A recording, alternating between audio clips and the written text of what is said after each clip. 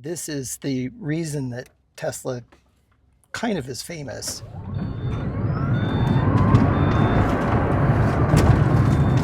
I hope the brakes are as good as the acceleration. No, they're not. They're not. So this is a 2008 Tesla Roadster. It's one of 2,000 that were manufactured. If you go back to the early 2000s, Elon Musk had sold PayPal and had $100 million burning a hole in his pocket. So he went and talked to a couple of guys in the San Francisco Bay Area who had developed a computer algorithm and the computer hardware for turning a three-phase electric motor into a car drivetrain. And the way they would sell people who were potential investors they would take them out in their prototype, and then once they had a straight spot, they would say, okay, I want you to reach up and touch the dash. And as soon as they started reaching up, they'd trump the accelerator and the person would be thrown back so hard they couldn't touch the dash. And so that kind of sold a lot of people on it and sold Elon Musk on it. And he was interested, purportedly, I haven't talked to him myself, but he was interested in sustainable automotive replacements. So he invested, I think it was 95% or more of the money to develop Tesla. Now the problem is starting from scratch, designing a car is phenomenally expensive, even $100 million, even having the drivetrain wasn't enough.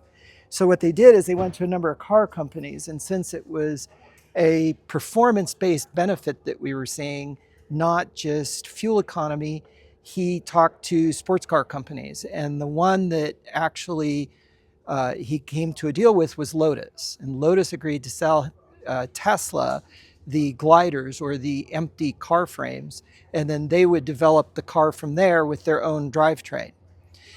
But when you go electric, there are a couple of issues. One of the things, the biggest things is that they had to deal with is the fact that the lithium-ion battery weighs about 900 pounds. To have a practical range and enough amperage, it was just really heavy. So in order to offset that, Tesla went through and replaced all of the body panels with carbon fiber because it's lighter for the same amount of strength.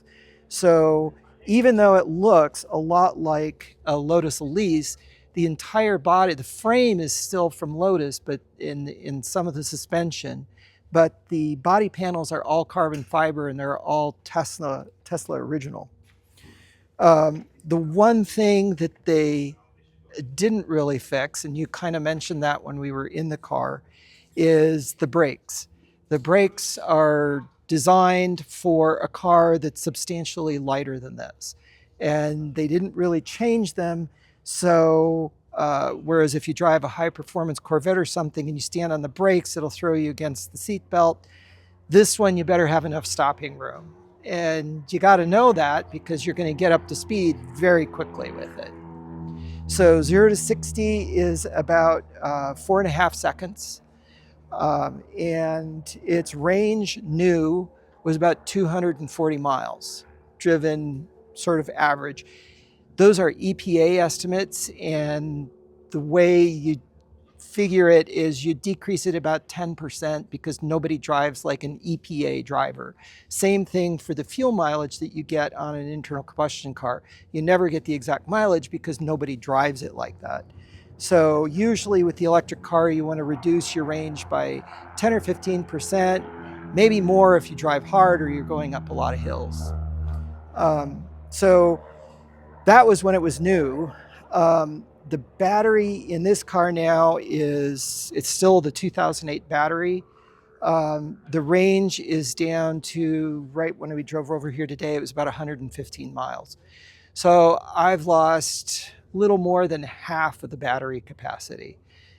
The car still drives the same. It still has great acceleration, but I just can't go very far. And that's compounded by the fact that being a Tesla prototype, it didn't have supercharging, it doesn't have self-driving, it doesn't have even power mirrors or power steering. It's very rudimentary.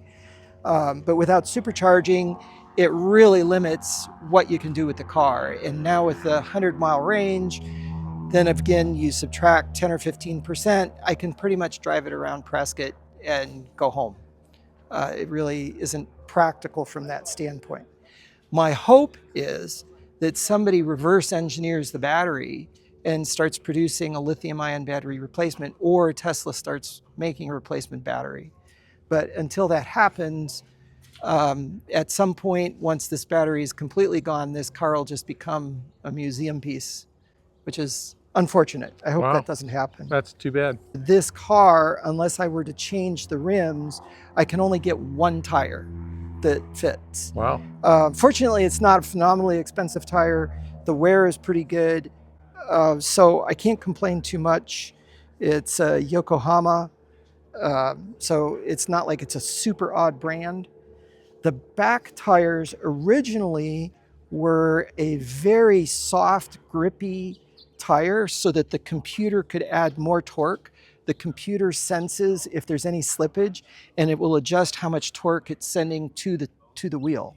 So they put a really grippy tire on to get the best acceleration, but then the tire only lasted about 5,000 miles. Oh. So, and they were very expensive. So I don't have those tires on, obviously. I've got Michelin Pilot Sports. They fit, they work really well. I don't get the maximum acceleration, but you know, it's still insanely fast. So the battery goes from here to the seat backs and all the way down to the bottom of the car. So that's the 900-pound battery right here. This is the computer module. That goes the full width of the car, and it's got all of the circuitry that controls the motor. It's direct drive. If the motor's turning, the wheels are turning, and vice versa. So it just goes through a Borg-Warner gear reduction, and it has one gear, one speed. Of course, the motor's turning like 12,000 RPMs when we're going 80, 90 miles an hour down. Well, not that we would go that fast, but when we're going down the freeway. And you can see from here too, like I said, this is all the carbon fiber. So all of the body panels are carbon fiber all the way around the car to make it as light as possible. Elon Musk, like I said, this is almost an exact replica of Elon Musk's Tesla Roadster. And he eventually moved on, as everybody knows. Once Tesla was pretty successful, he decided he was going to develop SpaceX, and everybody told him he was crazy with that. I mean, the guy's smarter than any three of us. And so he said, sure, fine. And they went ahead and did it anyway. And so he developed SpaceX, and he was testing his Falcon Heavy Rocket. And normally when they test the rocket, they need a payload. So normally they just put like concrete up there, something heavy, so that they can test it. They don't want to put a satellite because it's too expensive. And Elon Musk said, well, that's boring. So he made a mount, and he mounted his Tesla Roadster on the Falcon 9 rocket. He put a spacesuit in the driver's seat, and he launched his Tesla Roadster into space. Now, there's a few things he had to do. I think he let the air out of the tires, and I don't know if he still had the battery in it. I don't know how much weight he needed. But this is the only model of car that is orbiting our solar system. The target was to hit Mars, but they were a fraction of a degree off. So my understanding is it'll miss Mars, and it'll just stay in orbit around the sun. And in however many years, it'll come back around, and maybe we can go up and see it again. It'll probably all be bleached out from the sun and deteriorated then. But this car is literally in space, in our solar system. This is just like radiator coolant. This is antifreeze. And you can see that it's circulating right now. I hear it circulating. Right. And so this entire battery is bathed in coolant. Now you might say, well, that's going to short it out. But they isolate the packs, and they have the coolant running between each of the battery packs to maintain a constant temperature. And when the car is charging, you'll actually see the car air conditioner come on to help cool the coolant to maintain the battery temperature as the battery's charging.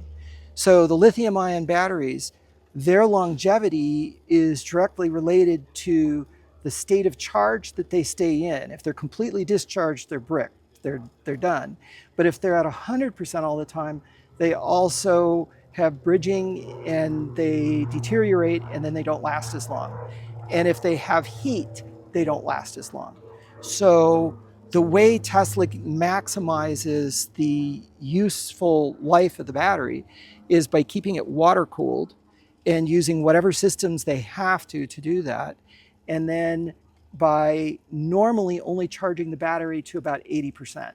So a Tesla normally will charge to only about 80%.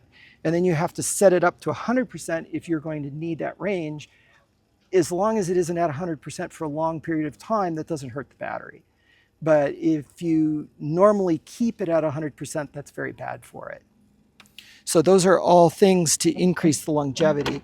And they've gotten better and better. So my wife has a Tesla Model S, and hers is 11 years old, and her battery has declined only about 10 or 15%. Oh, wow. So this one has deteriorated a lot more than that, but it was a very early prototype. The air scoops are for the computer that controls it, because too much heat in those components is bad. And like I said, it's got the manual mirrors and manual steering, and it's a very, very small cockpit. The interior carbon fiber pieces I got after I bought the car because they were no longer, they were becoming unavailable, a lot of the Roadster parts. So this was the last interior carbon fiber kit they were able to put together at Tesla for me. Pretty simple car, isn't it? It's very simple. It's automatic nothing, power nothing, but it is crazy fast and just crazy fun to drive. I bought this car in 2014. It was only 6 years old. It had less than 10,000 miles on it. It had almost full battery capacity. I drove a Tesla and I was in love. I'm like, oh man, this is the best thing since sliced bread. The acceleration's crazy. So I decided I wanted a Tesla, but I still wanted my midlife crisis car, and here's the Roadster. It was perfect. But they had stopped making them. They weren't very available. And I was frustrated. I couldn't find one. And I told my daughter, and she said, oh, I'll find one for you if you take me to Disneyland. So it took her 2 hours. Well, anything else to add, or is that it? Nope, that's about all I know about the Tesla Roadster. Oh, and if Elon Musk ever looks at this, when are we getting the Roadster 2? I was looking forward to that.